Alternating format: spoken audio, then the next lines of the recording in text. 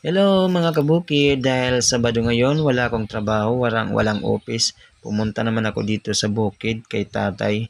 At dito naghanap nga ako ng nalaglag na bunga ng pili. Diyan, pag nakaipon ako mamaya, bibiyakin ko yan at para may pang merienda na ako. Katatapos ko lang guys maglinis ng manukan ko, magpatuka, maglinis ng kanilang lalagyan ng tubig. At dito naman naghanap ako ng makakain yan, pili. Yung mga nalaglag po na bunga, naghanap po ako. At sayang at pwede pa naman yan kainin. So, dyan guys, nag-ikot-ikot ako. Naghanap ako ng pili, ng bunga ng pili. So, ayan. Mukhang marami-rami na yung nahanap ko. So, okay na. So, pumunta naman ako dito sa aking manukan guys. Yan ito, yung mga manukan ko. Nandun sa likod yun. Nakabakod na yan guys ng net. Binakod ko para yung mga manok ko hindi makagala dun sa labas.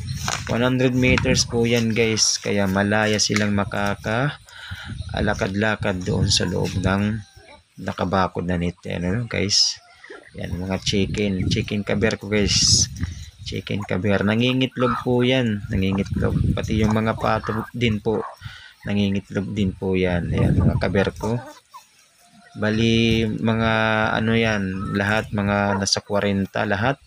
Mayroon pa pong maliliit na bagong pisa doon sa house.